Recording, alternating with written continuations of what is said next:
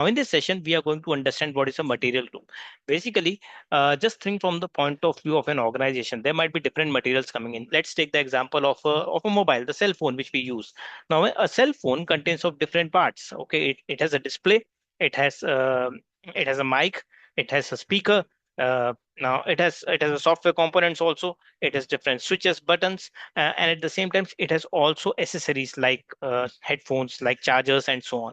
So you need to basically group those materials. So you might be grouping it one in the under the main component, the other you might become grouping it under accessories. So that's called as material group. Okay, so that's what we need to do. We need to create a material group. Okay, so we will go to SPRO logistics general, and within the material master we can create the material group. So let's first go and create the material group. Okay,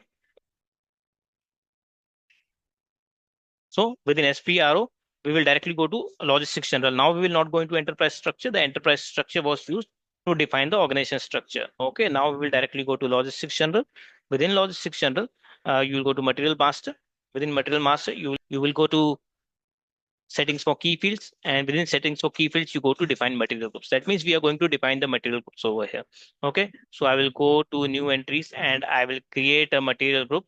Let's say I'm creating it with the same name just to you know be on the same page and understand it.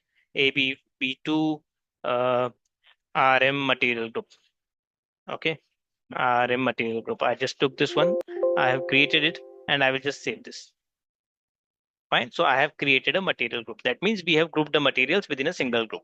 Okay. Now, once this is created, what is the next? The next thing is we also need to create the purchasing group. Okay. Now, what is this purchasing group? We need to understand. Basically, what happens? If I go to the back to the presentation, you can see we are going to create a purchasing group. Now, what is purchasing group?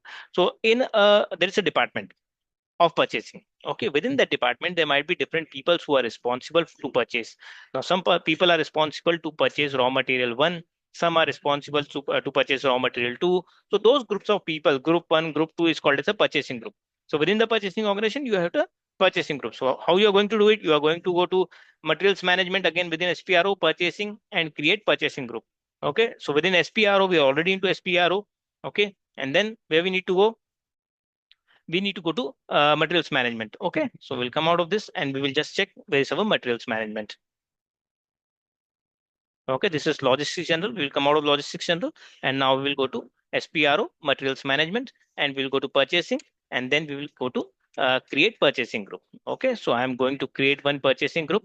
Fine, and you can go to new entries and whatsoever. This is related to purchasing group and I will mention it ABB2 purchasing group.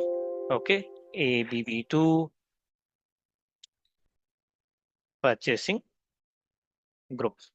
Fine. If you want, you can enter telephone number and so on, details, email address, and all those stuff, and then you can click on save. So I have created one purchasing group also.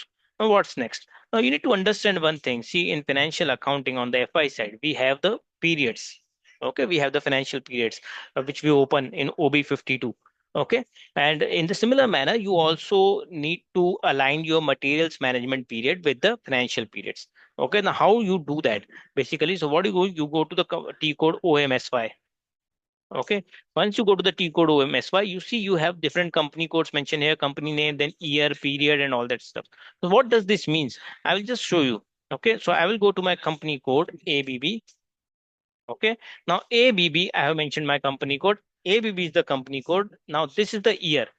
That means in 2025, this particular year, my materials management period is 1.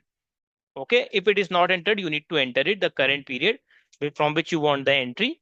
And the previous period was 12th period for the last year. Fine. And I have check marked on ABP. ABP means allowed back postings. That means you can also make postings for the previous period. Okay, so that's how you need to maintain it. Now, how you need to verify this whether it is correct or not. So you can see we have 2025 in period is 1. So I will go to MMRV. In MMRV, okay, enter the company code and you can see the current period is 1. That's what was mentioned over there. Previous period is 12th of 2024 and last period in previous year was also this 2024. And I have clicked on allowed back postings, that is allow posting to the previous year. Okay, the MMRV should show the same things which is being shown by OMSY. Fine. So this is the match, and you need to ensure that this is matching. Fine. So we have done that, and now we will go back. Basically, it is for in MM from which period and from which year and period the MM wants the posting. The MM person wants the posting. That's what we defined OMS file. That is maintaining the posting period in MM. Fine.